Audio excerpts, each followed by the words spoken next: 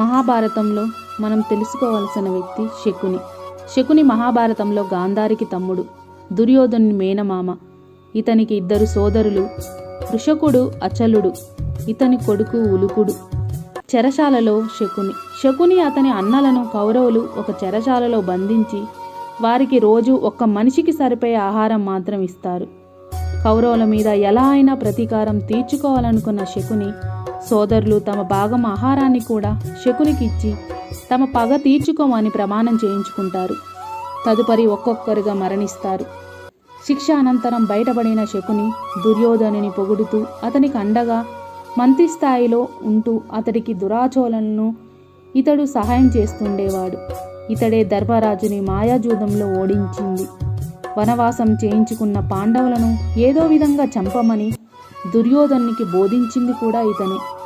శకుని భారత యుద్ధ కారణం. శకుని పాచికలాట లేదా చౌసర్ అని పిలువబడే ఆటలో నిపుణుడు. శకుని ఒక పాచిక ఆటను ఏర్పాటు చేశాడు. అందులో యుధిష్ఠిరుని రాజ్యాన్ని అతని సోదరులు భీముడు, అర్జునుడు, నకులు, సహదేవునులు, యుధిష్ఠిరుడు కూడా గెలిచారు. తరువాత ద్రౌపదిని కూడా గెలిపించాడు. దుర్యోధనుని ఆజ్ఞలపై దుశ్శాసనుడు ద్రౌపదిని బట్టలు విప్పడానికి ప్రయత్నించాడు. కానీ కృష్ణుడు ఆమెను రక్షించాడు. ఈ ఆట యుద్ధానికి దారితీసింది. శకుని మరణం కురుక్షేత్ర సంగ్రామంలో ఇతన్ని నకుల, సహదేవులు సంహరించారు. మహాభారతంలో మరొక ముఖ్యమైన వ్యక్తి కుంతీదేవి. కుంతీదేవి మహాభారతంలో పాండవుల తల్లి, పాండురాజు భార్య. కుంతీదేవి చిన్నతనంలో దుర్వాసుడు అనే ఒక వరం అనుగ్రహించాడు. ఈ వరం ప్రకారం ఆమె తాను కోరుకున్నప్పుడు ఏ దేవుడినయ్యా ప్రత్యక్షమయ్యి వారి వలన ఆమెకు సంతాన ప్రాప్తి కలిగేలా ఒక వరం ప్రసాదించాడు. ఆమె వరం నాకెందుకు ఉపయోగపడుతుంది అడగగా భవిష్యత్తులో అవసరమవుతుందని బదులిస్తాడు. ఆమె ఆ మంత్రాన్ని పరీక్షించడం కోసం ఒకసారి సూర్యుని కోసం ప్రార్థిస్తుంది. ఆమె తెలియక మంత్రాన్ని జపించానని సూర్యుని వెనక్కి వెళ్ళిపోమని కోరుతుంది. కానీ మంత్ర ప్రభావం వల్ల ఆమెకు సంతానం ప్రసాదించి కానీ తిరిగి వెళ్ళలేని బదులిస్తాడు. ఆమెకు కలిగే సంతానాన్ని ఒక బుట్టలో పెట్టి నదిలో వదిలివేయమని కోరుతాడు. అలా సహజ కవచ కుండలాలతో సూర్య తేజస్సుతో జన్మించేవాడే కర్ణుడు. కుంతి యాదవుల ఆడబిడ్డ, వసుదేవుని చెల్లెలు, శ్రీకృష్ణుని మేనత్త. ఆమె అసలు పేరు పృథ. కుంతీభోజుడనే రాజు సంతానము కనుక అందుచేత ఆమెకు కుంతీదేవి అనే పేరు వచ్చింది. కుంతి బాల్యం. పువ్వు పుట్టగానే పరిమళిస్తుంది. కుంతి చిన్ననాడే చాలా బుద్ధిమంతురాలనిపించుకుంది. ఆమెను చూస్తే పెద్దలకు ముద్దు వచ్చేది. ఆమె దైవభక్తి, గురుభక్తి మెచ్చుకోదగ్గవి. ఆ ఇంట్లో కుంతి అంటే ఎంతో అనురాగం వెల్లివిరిసేది. తన తండ్రి కుంతీభోజుడు తమ ఇంటికి ఎవరైనా పెద్దలు వస్తే కూతుర్ని పిలిచి ఆమె చేత వారికి పాదాభివందనం చేయించేవాడు, పరిచర్య చేయించేవాడు, ఆశీర్వదించమని అర్థించేవాడు. ఇలా కాలం గడుస్తూ ఉంది. చంద్రరేఖ వలె కుంతి కన్య వర్ధిల్లుతూ ఉంది. కుంతి, నీ ఓర్పుకిది గీటురాయి. ఒకనాడు కుంతీభోజుడు సభలో కొలువై ఉన్నాడు. ఆకస్మికంగా దుర్వాసుడనే ఋషి అతడికి వచ్చెను. ఆయన రుద్రాంశ సంభూతుడు. ఆయన చూస్తే అందరికీ భయమే. ఆయన కోపం ముక్కు మీదే ఉంటుంది. ఆయన శపిస్తే తిరిగే లేదు. అటువంటి చండ ప్రచండుడైన ఋషికి ఆతిథ్యం ఇవ్వాలి, సపర్య చేయాలి. ఆ భారం కుంతిపై పడింది. తండ్రి బిడ్డ శిరస్సు నిమురుతూ, తల్లి నీ ఓర్పుకిది గీటురాయి అన్నాడు. కుంతి ఆనందంతో అరమేడ్పు కన్నులతో, నాన్న, మహర్షులకు సేవ చేసే భాగ్యం అందరికీ కలిసి వస్తుందా? దుర్వాసుని సేవ నాకు జీవితంలో వెలుగుత్రోవ అంటూ నమస్కరించి దీవెనలు పొందింది. కుంతీదేవి దుర్వాసని మంత్రోపదేశం. దుర్వాసనుడు కుంతీభోజుడు ఇంట 1 సంవత్సరం కాలం పాటు ఉన్నాడు. ఆయన ఎప్పుడు ఎక్కడికి వెళ్తాడో, ఏ వేళకు తిరిగి వస్తాడో ఎవరికీ తెలియదు. ఒక్కోసారి ఫలానా ఆశ్రమానికి వెళ్తున్నాను, రేపు సాయంత్రానికి తిరిగి వస్తానని చెప్పి వెళ్ళి ఆ రోజు అర్ధరాత్రికి తిరిగి వస్తాడు. వచ్చాడంటే రానీలే, అక్కడ మంచినీళ్లు ఉన్నాయి, చాప ఉంది, తాగి పడుకుంటాలే అనుకుంటడానికి వీలు లేదు. పలహారం ఏమైనా ఉందా అంటాడు. పండు గట్టిగా ఉంటే పచ్చివంటాడు, మెత్తగా ఉంటే కుళ్ళినవంటాడు, విసిరి మొహాన కొడతాడు. అటువంటి మహానుభావుడికి కుంతి పరిచర్య చేసింది. ఓర్పులో భూదేవి వంటిదనిపించుకుంది. మునీశ్వరుని మనసు కరిగింది. బిడ్డ, నీ పరిచర్య నాకు ఎంతో సంతోషాన్ని కలిగించింది. నీకేం కావాలో కోరుకో అని అంటాడు. కుంతికి ఏ కోరిక లేదు. ఆ వాయిద్యంగా సేవ చేసింది.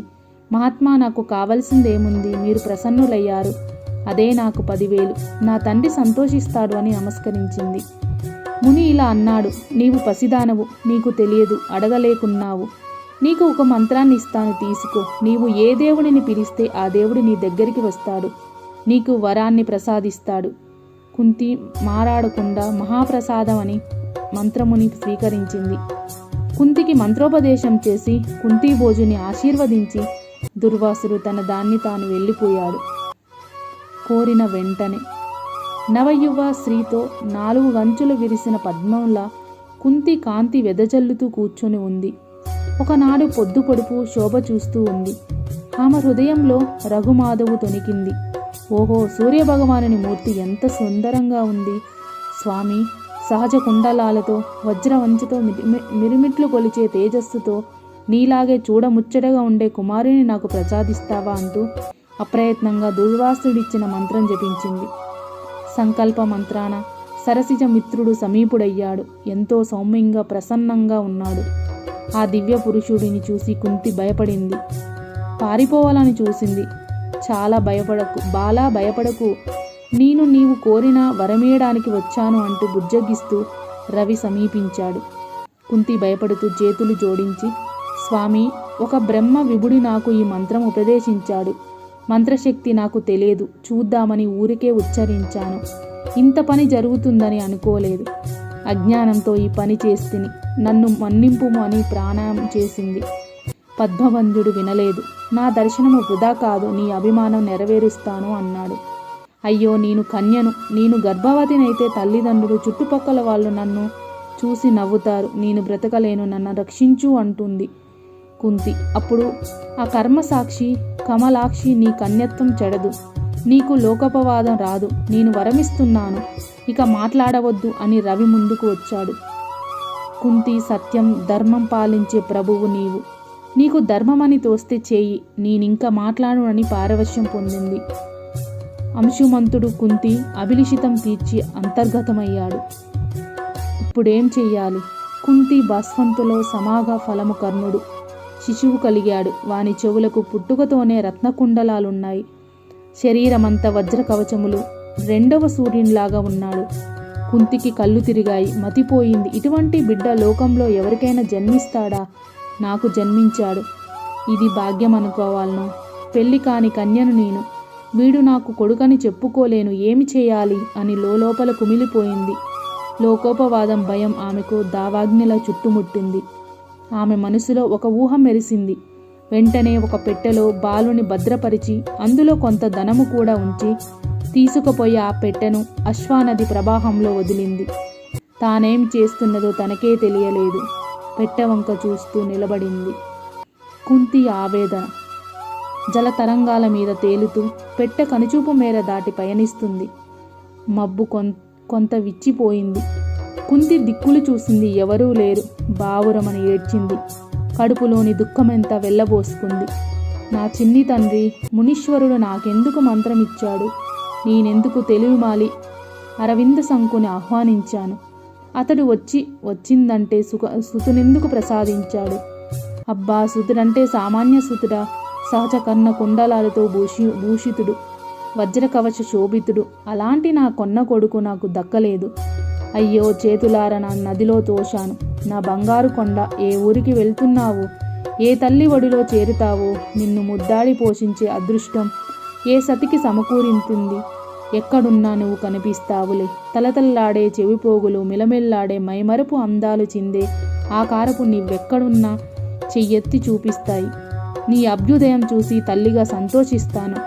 నా నోము ఫలమింతే అని నేను తిరిగి అంతఃపురానికి వెళ్ళింది. విధి విలాసం. ఆ పెట్ట అశ్వ నదిలోంచి చర్మన్యులోని చర్మన్వితులో నుండి యమునాలోకి, యమునా నుండి గంగాలోకి అంచెలంచులుగా ప్రయాణించింది. అలల్లో ఊయలలు ఊగుతూ సూత దేశములో చంపాపుర ప్రాంతంలోకి పోతుంది. ధృతరాష్ట్రుని సకుడైన అతిరథుడనే సుతుడు భార్య సమేతంగా జలక్రీడలాడుచూ పెట్టెను చూశాడు. అతని భార్య రాధ పెట్టెను తెరిచింది. మణికనక కాంతులతో ప్రకాశించే శిశువును ఇద్దరూ చూశారు. మనకు బిడ్డలు లేరు కనుక భగవంతుడు ఈ బిడ్డనిచ్చాడు అని ఎదకు హత్తుకున్నారు. విధి విలాసమే కుంతి కన్న కొడుకు రాధేయుడయ్యాడు. ఇది దేవత వరప్రసాద కథ. లోకానికి తెలియదు. ఆశ్రమ జీవితం. పాండురాజు పని అయిపోయింది. ఇక రాజ్యం వద్దు, గీజ్యం వద్దు, ముని వృత్తి అవలంబించి తపస్సు చేయించుకుంటాను. కుంతి, మాద్రి, మీరు హస్తినాపురానికి వెళ్ళిపోండి, నేను సన్యాసించాలని పెద్దలందరికీ చెప్పండి అన్నాడు. కుంతి, మాద్రులు మిక్కిలి దుఃఖించారు. మేం వెళ్ళం, ఇక్కడే ఉంటాం, మిమ్మల్ని విడదీస్తే ప్రాణాలు విడుస్తాం అని ఖండితంగా చెప్పారు. విధి లేక వారు సహవాసం అంగీకరించారు. విలాస వస్తువులన్నీ విసర్జించి ఎన్నో దాన ధర్మాలు చేసి మహామునులను నివసించే శతశృంగ పర్వత ప్రాంతానికి వెళ్ళి ఆశ్రమం కట్టుకున్నారు. ముని వృత్తితో జీవయాత్ర సాగిస్తున్నాడు. ఒక అమావాస్య రోజున మహర్షులంతా బ్రహ్మ సందర్శనానికి సత్యలోకం వెళ్తున్నారు. మార్గ సమర్థంగా ఉంది. పాండురాజు తాను కూడా భార్య సహితంగా వెళ్ళానని ప్రయత్నించాడు. కానీ సాధ్యపడలేదు. అపృతిషగ్ ధీర్మాగ్ని అనే వేదక వచం జపిస్తే వచ్చి బాధపడ్డాడు. నాకేది దారి అని మునివర్యుణ్ణి అడిగాడు. యోగా దృష్టిధనులై మునులు, అయ్యా నీవు అపృతుడవు కావు, దైవ ప్రసాదంతో నీకు పుత్రులు కలుగుతారు, ప్రయత్నించు అన్నారు. నా దగ్గర ఒక మంత్రం ఉంది. పాండురాజు అదే చింతపడింది. కుంతిని పిలిచి ఏకాంతంలో తన మనోవేద వివరించాడు. మా తండ్రి విచిత్ర వీరుడు కామాస్యవనంలో ఎప్పుడో మృతి చెందాడు. నా తల్లికి ధర్మయముడైన వ్యాసుని వల్లనే నేను జన్మించాను. ఇప్పుడు నేను బ్రతికి ఉండి కూడా చచ్చిన వానితో సమానం. సంతతి కావాలంటే దేవర న్యాయమే దిక్కు. నీ చెల్లెలు శృతశ్రేణ ఋత్విజుల వల్ల కోమలను కన్న విషయం నీకు తెలుసు. పుత్రుల వల్ల అనంత కోటి ఫలము కలుగుతుంది కనుక ఈ ఆచారం ధర్మసమ్మతం. నా మాట విని నీవు క్షేత్రజుడైన పుత్రుని నాకు సమర్పించాలి. పతి చెప్పిన పని చేస్తే పాపము రాదు. పుత్రకాంక్షతో నీకు 2 చేతులు జోడించి నమస్కరిస్తున్నాను. కుంతి మెత్తబడింది. తాను చిన్ననాడు దుర్వాసనుడు తనకిచ్చిన మంత్రం ప్రయోగించవలసిన తన అవసరం తటస్థించింది. మహర్షి భవిష్యద్వ్యమున తెలిసే కాబోలు మంత్రం ఇచ్చాడు. కుంతి తల ఎత్తి మగమున చూస్తూ, మహారాజా, భరతకుల శ్రేష్ఠుడైన నీకు భార్యనైన నేను ఒక మానవుని వల్ల సంతానం కనడమా? నేను ఒప్పుకోను అన్నది. పాండురాజు తల వంచుకొని, అయితే కొంప ముగిసినట్లే అన్నాడు. కుంతి, కాదు, మరొక మార్గం ఉంది పాండు, అదేదో చెప్పు కుంతి. నా దగ్గర ఒక మంత్రం ఉంది, నేను పిలిస్తే దేవతలు దిగి వస్తారు. పాండు, నిజంగాన కుంతి? అవును, నిజం పాండు. నీవు ఆ మంత్రమును ఎలా సంపాదించావు? ధర్మజుడు దయించాడు. కుంతి ఆ ఉదంతం చెప్పింది. పాండురాజు ఆనందంతో నిలువున పులకించిపోయాడు. ఆలస్యమెందుకు, కానీయమన్నాడు. కుంతి, ఏ దేవుని వలన పిలవమంటారు అన్నది. ధర్మముతోనే కాదా లోకం నిలిచింది, అన్నిటికంటే ధర్మము గొప్పది. నీవు ధర్మరాజుని ఆహ్వానించమన్నాడు. పాండురాజు కుంతిపతికి ప్రతిక్షణ నమస్కారం చేసి ఏకాంతంగా కూర్చొని ధర్మరాజును ఉద్దేశించి దుర్వాసుడు ఇచ్చిన మంత్రంని జపించి సమవర్తి యోగమూర్తి ధరించి వచ్చి వరమిచ్చి వెళ్ళాడు. ధర్మప్రసాదంగా కుంతి అంతర్వర్తిని అయింది. 1 ఏడాది నిండగానే కొడుకుకు జన్మనిచ్చింది. ఆ బిడ్డకు ఆకాశవాణి యుధిష్ఠరుడు అని నామకరణం చేసింది. భీమ జననం. పాండురాజు ఇంకో పుత్రుడు కావాలని అనిపించింది. కుంతితో అన్నాడు, దేవి, అనిల దేవుని వరముతో మహాబలవంతుడైన కొడుకుని కను, వాడు అందరినీ కాపాడగల వాడవుతాడు. కుంతి అలా చేసింది. ప్రభంజనుడు ప్రత్యక్షుడై వరమిచ్చాడు. కుంతి వజ్రకాయుడైన కొడుకు కలిగాడు. వాని పేరే భీమసేనుడు. ఇంద్రానుగ్రహమే. తర్వాత ధృతరాష్ట్రుడు గాంధారి వల్ల 9 కొడుకులు కన్నాడని పాండురాజు విన్నాడు. వారి వల్ల తన సంతతికి అపాయం కలగవచ్చునని అనుమానించాడు. తనకు త్రిలోక విజయుడైన కొడుకే కావాలని ఇంద్రుణ్ణి ఉద్దేశించి సంవత్సర కాలము ఘోర తపస్సు చేశాడు.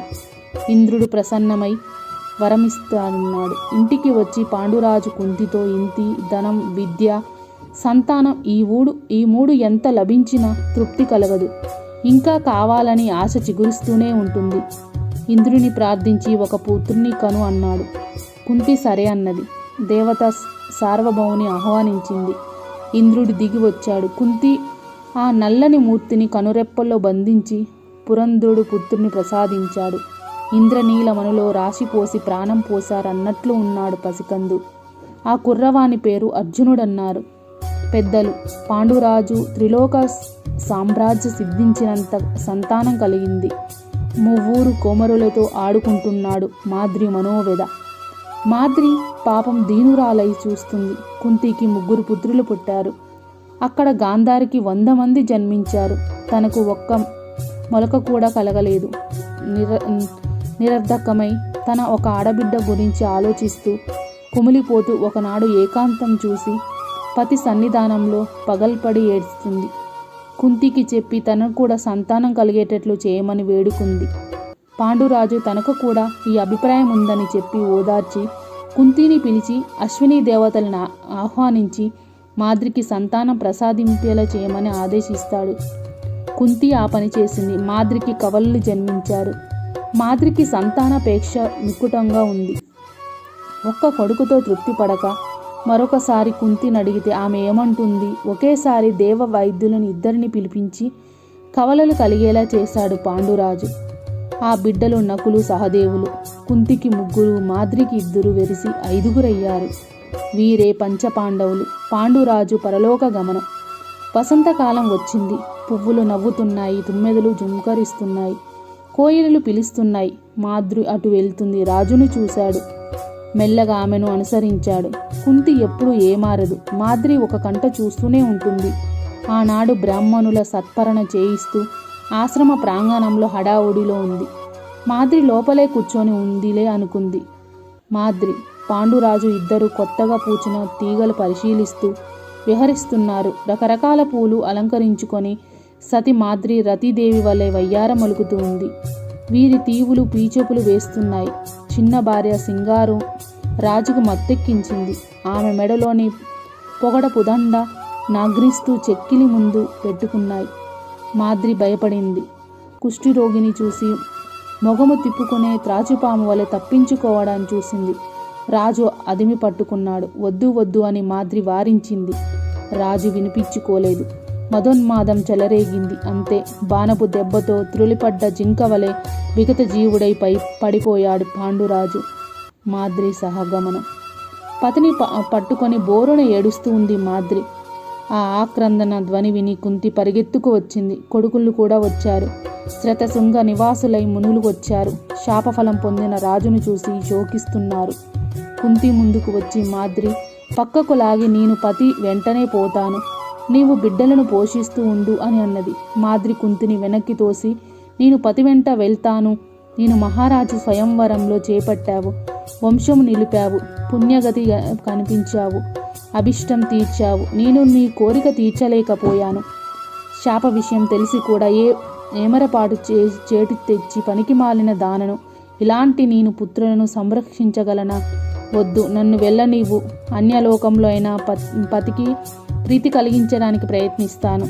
అక్క, నీవే బిడ్డలను రక్షించాలి అని దీనంగా వీడుకోలు పలికి మునీశ్వరులు నమస్కరించి చితి ఎక్కి పతితో పాటు అగ్నిశిఖలాలో లీనమైపోయింది. సతీ సాగమనేది విధి కాదు, ఇచ్చికం. ఇష్టమున్న వాళ్ళు చితి ఎక్కవచ్చు, లేని వాళ్ళు మానుకోవచ్చు. శతశృంగవాసులు కుంతిని ఊరడించి పాండుకుమారులను సముదాయించి అందరినీ హస్తినాపురానికి తోడుకొని వచ్చి కురువృద్ధులకు అప్పగించి వెళ్ళారు. కుంతి విధవ అయింది. బిడ్డలు నిధులు కనుక రక్షణ భారము, విద్య, శిక్షణ భారము రెండూ తానే వహించవలసి వచ్చింది. కౌరవులు పాండవ విద్యాభ్యాసం. గాంధారేయులు కాంతేయులు కలిసి విద్యాభ్యాసం చేశారు. దుర్యోధన దుశ్శాసనాలు గాంధేయులు, యుధిష్ఠర భీమార్జున నకుల సహదేవులు, కౌంతేయులు నకుల సహదేవులు మాద్రేయులై కౌంతేయుల క్రిందనే లెక్క సంరక్షురాలుగా కుంతీదేవి కనుక ద్రోణాచార్యుడు, కృపాచార్యుడు విద్యాగురువులు. ద్రోణునకు కాంతేయుడైన అర్జునుడి పట్ల వాత్సల్యం ఎక్కువై విశేష అస్త్రాలెన్నో అనుగ్రహించాడు. కౌరవ పాండుల కుమారులే కాక మరెందరో చుట్టుపక్కల నుండి రాజకుమారులు వచ్చి హస్తినాపురంలో అధర్వణ కళాశాలలో విద్యాభ్యాసం చేసేవారు. పిల్లలు ఎదిగారు. సమస్త విద్యలలో కాకలుగా తీరారు. కుమార విద్యా ప్రదర్శన. ఒకనాడు కుమారాస్త్రం విద్య ప్రదర్శన జరిగింది. మహారాజు గాంధారి ముందర వరుసలో కూర్చుంది. గాంధారి పక్కనే కుంతీదేవి కూర్చుంది. వ్యాసాది భూసురుడు విచ్చేశారు. భీష్ముడు, విదురుడు, శల్యుడు, శకుని, సోమదత్తుడు మున్నగువారు కురువృద్ధులు, బంధుమిత్రులు సభను అలంకరించారు. రంగస్థలం రమణీయంగా అలంకరించబడింది. రాకుమారులు తమ తమ ధనుర్విద్యలో పాండిత్యం ప్రదర్శిస్తున్నారు. అర్జునుని వంతు వచ్చింది. నల్లనివాడు, పద్మనయములవాడు, ఇనుప కవచం తొడుక్కొని కరికలంలాగా ఉన్నాడు. అతని హస్తలాఘవం, అతని చిత్ర విచిత్ర బాణ ప్రయోగ చాతుర్యం, ఒక బాణం వేసి వాన కురిపించడం, ఒక బాణం వేసి గాలి పుట్టించడం, ఒక బాణం వేసి అగ్నిజ్వాలలు రేపడం చూసి సభలో చప్పట్లు కొట్టి ప్రశంసిస్తూ ఉంది. అప్పుడు కుంతీదేవి తనలో తాను అసలు త్రవ్వుకుంటూ పారవశ్యం పొందుతూ, ఈ కాలంలో అర్జునుని మించిన వీలుడు కాడు లేడు అను అభినంద వాక్యాలు ఆకాశం నిండుతున్నాయి. ఎవరో సభలో ప్రవేశించారు. ఆ తరుణంలోనే కొండ మీద పిడుగు పడ్డట్లుగా ఒక భయంకర ధ్వని వచ్చింది. అందరూ రంగద్వారం వైపు చూశారు. ఎవరో ప్రవేశ ద్వారం వద్ద నిలిచి మళ్ళా అరిచాడు. వాడు భుజబలం ప్రదర్శించడానికి వచ్చాడు. పాండవుల ద్రోణుని అండచేరారు. కౌరవులు దుర్యోధనుని అండచేరారు. ఉన్నత విగ్రహం పసిడి మైచాయంతో లోనికి వస్తున్నాడు. వాని చేతిలో పెద్ద ధనస్సు ఉంది. సరాసరి సభలోకి వచ్చాడు. కృపాచార్యులకు, ద్రోణాచార్యులకు నమస్కరించాడు. అర్జునుడి వైపు తిరిగి ఇలా అన్నాడు: ఈ విద్యను మాకు తెలుసు, మేము చూపగలం. నీ ఒక్కనివే నేర్పరివనుకోకు. ద్రోణాచార్యుడు అనుమతించాడు. అతడు తన నేర్పరి ప్రదర్శిస్తున్నాడు. ఇంకా ఎన్నో అద్భుతాలు చూపుతున్నాడు. అర్జునుతో ద్వంద్వ యుద్ధం చేస్తానంటున్నాడు. అవును, వీడే నీ కొడుకు. కుంతి మనసు తట్టుకోలేకపోయింది. వాడెవడో కాదు, తాను కని వరదలో పారవేసిన బాలుడే. వాడు తన కొడుకు. తన తమ్మునితో ఘర్షణ పడుతున్నాడు. పరిస్థితి విషమిస్తూ ఉంది. తాను లేచి వెళ్ళి కౌగులించుకొని వీడు నా ప్రథమ పుత్రుడు అని ప్రకటిస్తే 6 పుత్రులు కలిసి బతుకుతారా? ఉపేక్షిస్తే చేయి దాటిపోతుంది. ఇంతలో కారు మేఘాలు వ్యాపించాయి. మబ్బు కమ్మింది. కుంతి మూర్ఛిల్లిపోయింది. కర్ణుడు అంగరాజునైనాడు. అర్జునుడు ఈ కొత్త వ్యక్తితో వాగ్వాదానికి దిగాడు. నీవు పిలవని పేరంటానికి వచ్చి అధిక ప్రసంగం చేస్తున్నావు. ఎవడవు, వెళ్ళిపో అని కృపాచార్యులందుకున్నాడు. ఓయ్ కొత్తబ్బాయి, నీ అంతస్తు తెలుసుకోకుండా వ్యవహరిస్తున్నావు. అర్జునుడు రాజపుత్రుడు. రాజపుత్రులతో ద్వంద్వ యుద్ధం చేసే అర్హత రాజపుత్రులకే ఉంటుంది. నీ నాయన రాజా, నీవు రాజువా అని అడిగితే సరికి బదులు చెప్పలేకపోయాడు. తల వంచుకున్నాడు. అప్పుడు దుర్యోధనుడు ముందుకు వచ్చాడు. అర్జునుతో తలపడగల వీరుని కోసమే చూస్తున్నాను కనుక అప్పటికప్పుడు తండ్రితో చెప్పి అంగరాజ్యం ఇప్పించి అక్కడికక్కడే పట్టాభిషేకం చేయించి అతనికి రాజ లాంఛనాలు కల్పించిన రాజు అనిపించాడు. స్వశక్తిచే పైకి వచ్చిన ఈ వ్యక్తియే కర్ణుడు. కర్ణుడు దుర్యోధనికి స్నేహహస్తము అందిస్తాడు. కుంతి చూస్తూ ఉండగానే కర్ణుడు ప్రతిపక్షములో చేరాడు. కుంతి నిస్సహాయురాలై నిట్టూర్పు విడిచింది. లక్క ఇంటిలో పాండవులకు కౌరవులకు పడలేదు. పచ్చి గడ్డి వేస్తే బగ్గుమను మండుతుంది. ధృతరాష్ట్రుడు కూడా మనసులో కష్టంగానే ఉంది. ఒకనాడు దుర్యోధనుడు తన మనోదుఖం తండ్రికి వెల్లడిస్తాడు. పాండవ ప్రబల్యం పెరగకుండా నిరోధించే ఉపాయం చూడమంటాడు. కుంతితో పాటు పాండవులు కొంతకాలం దూరంగా ఉంచడం శ్రేయస్కరమని చెప్తాడు. తండ్రి అనుమతితో పాండవ నివాసం వారణమంత అనే పట్టణానికి మార్పిస్తాడు. తల్లి కొడుకులు నూతన గృహప్రవేశం చేశారు. అక్కడ వారి కోసం కొత్తగా భవనం కట్టించి పెట్టాడు. ఇంటి గోడలు మిసమిస మెరుస్తూ ఉన్నాయి. భీమునికి అనుమానం కలిగి గిల్లి చూశాడు. ఇల్లంతా లక్కతో నిర్మించాడు. నిప్పు చూపితే బగవక మండిపోతుంది. సోదరులారా, అగ్నిభయం ఉంది, జాగ్రత్త అన్నాడు. విదురుడు పాండవ పక్షపాతి. దుర్యోధనుడు ద్రోహ చింత అతనికి తెలిసే అయ్యో అన్యాయంగా పాండవులు బూడిదైపోతారని జాలిపడి ఫలానా రోజు లక్క ఇంటికి అగ్గి పెడతారు. మీరు ఆ రాత్రి తప్పించుకోవాల్సిందిగాని రహస్యం వార్త పంపిస్తాడు. అంతేకాకుండా సొరంగం త్రవ్వించి లక్క ఇంటి నుండి బయటపడడానికి మార్గం కల్పిస్తాడు. పాండవులు జాగ్రత్త పడ్డారు. సురక్షిత ప్రదేశానికి కుంతీదేవి సేవిస్తూ వారణావతంలో ఒక బోయత ఉండేది. ఆమె దుర్యోధనుని గూఢాచారిణి. ఇక్కడ సంగతులు అక్కడికి చేరవేస్తూ ఉండేది. శిల్పచార్యుడు పురోచనుడు అనేవాడు కూడా ఈ ప్రాంతంలో ఉండేవాడు. తన ప్రభువు ఆజ్ఞ ప్రకారం కృష్ణ చతుర్థి నాడు అర్ధరాత్రి మీరిన తర్వాత లక్క ఇంటిని తగలబెట్టడానికి సిద్ధంగా ఉన్నాడు. కృష్ణ చతుర్థి వచ్చింది. కుంతీదేవి ఆ రోజు ఊరిలో ఉండే ఉండ్రాలకంతా అన్నదానం సమంతర్పణ జరిపింది. గూఢాచారిణి బోయతకు 5 కొడుకులున్నారు. తల్లి కొడుకులు సృష్టికి భోంచేసి తప్పతాగి అన్నాడు. అక్కడే లక్క ఇంటి పంచన పడుకొని నిద్రపోయారు. అర్ధరాత్రి వేళ భీముడు లేచాడు. శిల్పాచారిని ఇంటికి ముందుగా నిప్పు పెట్టారు. కుంతిని ధర్మాజ్ఞనాథుల సొరంగంలోనికి పంపించి లక్క ఇంటికి నిప్పు పెట్టాడు. సొరంగం దారి నుండి తాను తన వారు సురక్షితంగా నిర్గమించారు. ఘటోత్కచుడు పుట్టాడు. నిద్రలేక వడిగా నడవలేక తల్లి తూలుతూ ఉంది. సహోదరులు కూడా అలసిపోయారు. అది తెలిసి భీముడు తల్లిని సోదరులను ఎత్తుకున్నాడు. తల్లి మెడ మీద కూర్చుంది. నకులుడు సహదేవుడు చంకలో ఇరుక్కున్నారు. భీముడు 5 మోసుకొని పావన వేగంతో నడిచి గంగానది దాటి దుర్గమారణ్యం గుండా ప్రయాణించాడు. సాయంకాలమైంది. ఒక మర్రి చెట్టు కింద విశ్రమించాడు. ఆ ప్రక్కన కుంట ఉంది. నీళ్లు తాగి వచ్చి కూర్చున్నాడు. అందరూ నిద్రపోతున్నారు. భీముడు కూర్చొని ఆలోచిస్తున్నాడు. హిడింబి అనే రాక్షసి వచ్చింది. భీముణ్ణి ప్రేమించింది. భీముడు తొనకలేదు. ఇంతలో హిడింబు గర్జిస్తూ వచ్చాడు. భీముడు వాడిని పట్టుకొని చీల్చి పోవు పెట్టాడు. హిడింబి భీముని వెంబడించింది. పెళ్లి చేసుకోమని అడిగింది. రాక్షసుల నమ్మదగిన వారు కాదు, నిన్ను కూడా చంపేస్తాను పొమ్మని అంటాడు. హిడింబి కుంతీదేవిని శరణు వేడింది. కుంతి జాలిపడి హిడింబిని చేపట్టమని చెబుతుంది. తల్లి ఆజ్ఞను పాటించి హిడింబిని భార్యగా స్వీకరిస్తాడు. హిడింబి భీమసేనను వివాహ ఫలితమే ఘటోత్కచుడు. పాండవులకు పరలోక క్రియలు. వారణవతంలో లక్క ఇల్లు కూలిపోయిందని, అందులో ఒక స్త్రీ 5 పురుషులు దగ్నమయ్యారని వార్త హస్తినాపురానికి వెళ్ళింది. అయ్యో, కుంతి సహితంగా పాండవులు మసైపోయారు. ధృతరాష్ట్రుడు చాలా దుఃఖించాడు. వారికి పరలోక క్రియలు ఘనంగా చేయించారు. దుర్యోధనుడు పీడ విరగడైపోయిందని సంతోషించాడు. నేను మాట ఇచ్చాను. పాండవులు క్రమక్రమంగా ప్రయాణిస్తూ ఏకచక్రపురం అనే అగ్రహారం చేరుకున్నారు. అక్కడ ఒక బ్రాహ్మణుల ఇంటి పంచలో దిగారు. వైదిక వృత్తిలో కాలక్షేపం చేస్తున్నారు. ఒకనాడు కుంతి, భీముడు ఇద్దరు విడిదిగా ఉన్నారు. తక్కిన వారు భిక్షాటనకి వెళ్ళారు. ఒక పెట్టున ఆ ఇంటి వారంతా గొల్లుమన్నారు. పాపం, వీరికి ఏం కష్టం వచ్చిందో, మనం ఆశ్రయం ఇచ్చారు.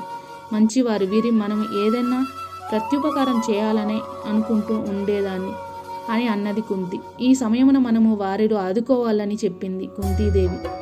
తప్పకుండా చేద్దాము, వెళ్ళి విషయం ఏమిటో కనుక్కొని రమ్మని అన్నాడు భీముడు. కుంతీదేవి వెళ్ళి వచ్చింది. నాయనా భీమసేన, నేను వారికి మాట ఇచ్చాను, నీవు నెరవేర్చాలి. ఇక్కడ యమునా నది గట్టు మీద బకుడనే రాక్షసుడున్నాడు. వాడు ఊరి మీద పడి ప్రజలను మారి మూసినట్టుగా తినేవాడట. ఒకనాడు ఊరి పెద్దలంతా సభ చేసి ఒక కట్టడి చేసుకున్నారట. రాక్షసుడు ఊరి మీదకి రాకూడదు అంటే అక్కడే ఉండాలి. ప్రతిదినం ఒక ఇంటి వరుస ప్రకారం ఒక మనిషి 2 దున్నపోతులు కట్టిన బండి నిండా అన్నం పంపిస్తామని, రాక్షసుడు బండెడు కూడు 2 దున్నలు ఒక మనిషి మొత్తం స్వాహా చేస్తాడట. ఈ దినం మన ఇంటి బ్రాహ్మణుడి వంతు వచ్చింది. బకునికి ఆహారంగా నేను పోతానని గృహస్థు వద్దు, నేను పోతానని ఇల్లాలు, మీరిద్దరు వద్దు, ఎప్పుడైనా ఇల్లు దాటి వెళ్ళేదాన్ని కదా అని కూతురు ఒకరికొకరు కౌలించుకొని ఏడుస్తున్నారు. నేను మాట ఇచ్చాను, నా కొడుకుని పంపుతానని. ఇది సంగతని చెప్పింది కుంతి. నేనెంత బుద్ధి లేని దాన్ని కాను. అంతా విని భీముడు, ఇంతేనా, నేను పోతాను, నాకు కడుపు నిండా అన్నం పెట్టించు అన్నాడు. ఉల్లాసంగా ఉన్నాడు. ఇంతలో భిక్షానికి వెళ్ళిన సోదరులు వచ్చారు. భీముని వాలకం చూసేసరికి ధర్మరాజుకు అనుమానం వచ్చింది. వీడు ఎవరితో పోట్లాడడానికి తయారైనాడు అని తల్లిని అడిగాడు. సంగతి తెలుసుకున్నాడు. అమ్మా, నీకు వెర్రా పిచ్చా, భీముడు నీకు బరువయ్యాడా? తల్లికి 4 కొడుకులుంటే దురదృష్టవశాత్తు వారిలో ఒకడు కుంటో గుడ్డో అయితే తల్లి వాడిని కూడా ప్రేమిస్తుంది, కానీ పోగొట్టుకోవడానికి అంగీకరించదు.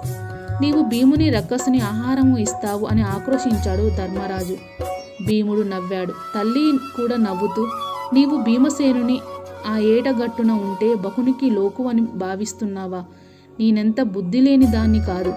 వీడు వజ్ర శరీరుడు. వీడు పుట్టిన 10వ రోజున నా చేతిలోంచి జారి కింద పడ్డాడు. అది కఠిన శిలా ప్రదేశము. వీడికి ఏమైందని దెబ్బ తగిలిందేమని భయపడ్డాను. తీరా చూస్తే వీడి శరీర భారానికి కొండరాయి నుగ్గు అయిపోయింది.